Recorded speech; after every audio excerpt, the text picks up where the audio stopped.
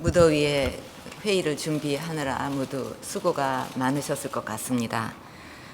오늘 제4차 문화융성위원회에서 인문정신문화의 진흥 방향과 정책 방안을 논의하는 자리를 갖게 돼서 뜻깊게 생각합니다. 문화융성위원회가 최근에 전국 콘텐츠 산업 현장을 방문해서 지난 4월 발표한 콘텐츠 산업 발전 전략 정책이 현장에서 제대로 추진이 되고 있는지 점검을 한 것으로 알고 있습니다.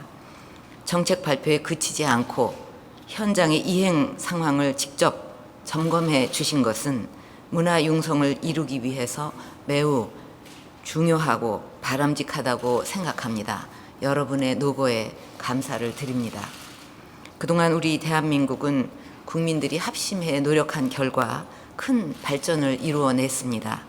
하지만 아직 국민들의 삶의 만족도가 선진국에 비해서 낮고 물질주의 팽배와 사회 분열 등 많은 문제들이 나타나면서 인문 정신문화에 대한 요구가 갈수록 커지고 있습니다.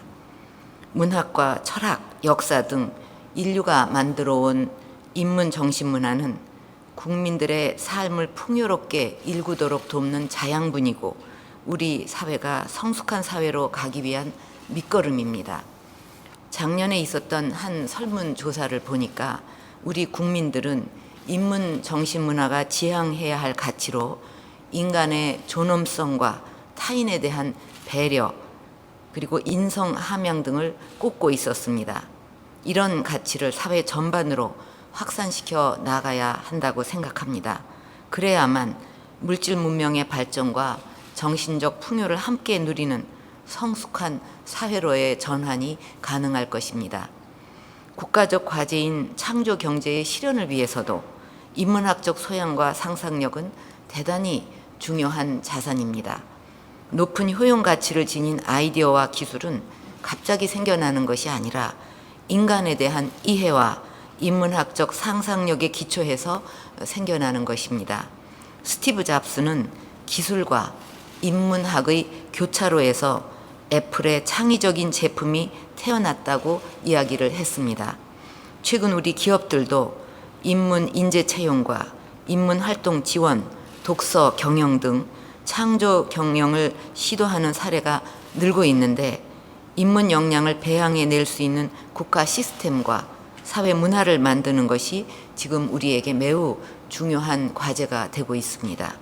이처럼 중요한 인문 정신문화 진흥을 위해 꼭 필요하다고 생각되는 몇 가지 과제들에 대해서 말씀을 드리도록 하겠습니다. 먼저 어려서부터 인성과 창의성이 길러질 수 있도록 가정과 학교에서 인문 교육을 강화해야 하고 특히 초기 교육 단계가 대단히 중요하다고 생각합니다. 바른 인성과 창의성을 갖춘 전인적 인간을 길러내는 것이 우리 교육의 목표가 되어야 하고 누리과정과 초, 중등 교육 과정에서 보다 많은 관심을 가져야 합니다. 이것은 지금 사회적으로 문제가 되고 있는 군내 가혹행위와 인권 유린, 학교에서의 왕따와 폭력 문제 등을 해결하기 위한 근본적인 방안 중에 하나이기도 할 것입니다. 우리 아이들이 타인에 대한 배려심과 공동체 의식을 갖추고 융합과 통섭으로 상상력과 창의성을 개발해내는 교육이 되어야 하고 개개인의 소질과 적성이 발현되는 창의적 인재로 성장할 수 있도록 학교 현장과 교실 수업에 획기적인 변화가 일어나야 하겠습니다. 교실 수업을 문제 해결력을 기를 수 있는 토론과 협동 학습으로 바꿔가고 아이들이 창의력을 발휘하고 스스로 소통하는 방법을 깨닫도록 연극이라든가 이런 예술 활동과 체육 활동을 내실 있게 강화해야 하겠습니다. 인문학 진흥을 위한 대학과 연구자들의 역할도 지금보다 훨씬 강화돼야 한다고 생각합니다. 교양 교육을 등한시하고 세계적인 대학으로 성장한 대학의 예는 찾아보기 어렵습니다. 교양 교육은 나무가 아닌 숲을 볼 수 있도록 생각의 틀을 넓혀주고 어느 분야에서든 고급 인재를 양성하는 첫 걸음이 됩니다. 대학의 교양 교육이 실질적으로 학생들의 창의력과 통찰력을 길러줄 수 있도록 변화해야 하며, 이를 위해 먼저 침체된 인문학 전공 분야가 활성화되어야 하겠습니다. 타 분야에 비해서 여건이 열악한 인문학을 효과적으로 지원하기 위해 정부와 민간이 힘을 합쳐 노력할 필요가 있고, 인문학계도 시대의 변화에 부응하지 못한 측면이 있는 것은 아닌지 스스로 성찰하고 개선 방안을 찾아 나가야 할 것입니다. 정부는 그동안 지원을 꾸준히 늘려왔던 것처럼 앞으로도 인문학 분야 전공자 지원을 계속해 나갈 것입니다. 인문학계에서도 인문학 연구가 현실과 괴리되었다는 지적은 귀담아 듣고, 우리가 직면한 현실적이고 구체적인 문제들을 해결해 나가는 과정에서 더 큰 역할을 할 수 있어야 할 것입니다. 다음으로 우리 국민들이 삶 가까이에서 쉽게 인문학적 교양을 쌓고 인문 정신 문화를 접할 수 있는 여건을 만들어 가야 한다고 생각합니다. 일반 국민들은 인문 정신 문화에 관심이 있더라도 생업에 바쁘고 어렵게 느껴져서 참여하지 못하는 경우가 많습니다. 그렇기 때문에 누구나 가까운 곳에서 인문 프로그램을 접할 수 있도록 환경을 조성할 필요가 있습니다.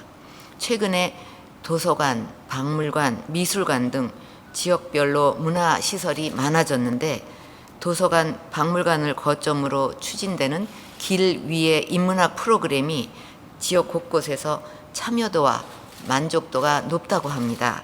이처럼 전국에 있는 문화시설을 잘 활용한다면 생활 속에서 인문 정신 문화의 체감도가 크게 높아질 것입니다. 또 자연스럽게 책 읽는 문화를 형성하는 것이 생활 속 인문 정신을 확산하는 가장 손쉬운 방법이 될 수 있습니다. 우리 국민들의 연간 독서량이 지속적으로 감소하고 있습니다. 더 큰 문제는 청소년들이 책 읽는 것에 부정적 인식을 가지고 있고, 연령이 높아질수록 책을 적게 읽는 현상이 나타나고 있는 것입니다. 어릴 때부터 책 읽는 즐거움을 알고 청소년이 된 후에는 독서 습관을 기를 수 있도록 다각적인 세대별 독서 활동을 지원하고 독서 환경을 조성하는 데 우리 사회 전체가 관심을 기울여야 하겠습니다. 마지막으로 우리 인문 정신 문화를 세계 속에 확산하기 위한 정책적 고민도 필요합니다. 그동안 한류가 대중문화를 중심으로 확산이 되어 왔는데, 한류의 지속 발전을 위해서는 대중문화뿐만 아니라 인문 정신 문화가 함께 확산돼야 한다고 생각합니다. 저는 우리 5,000년 역사 속에 담긴 인문 정신 문화도 세계인들을 매혹시킬 충분한 경쟁력이 있다고 생각합니다. 한국을 찾는 서양인들은 대중문화뿐만 아니라 우리의 전통 문화와 정신 문화를 체험할 수 있는 템플 스테이라든가 서원, 고궁 등에 크게 관심을 보이고 있습니다. 우리의 인문 정신 문화가 새로운 한류 콘텐츠로 자리매김할 수 있도록 다각적인 방안을 강구하고, 특히 더 많은 세계인들이 한국의 인문 정신 문화를 접할 수 있도록 한국의 고전 작품, 인문 도서에 대한 번역 지원을 대폭 확대하는 방안을 찾기 바랍니다. 오늘 회의를 통해서 이런 목표들에 대해 구체적인 실천 방안을 찾아서 우리 인문학 발전에 새로운 계기가 마련되기를 바랍니다. 감사합니다.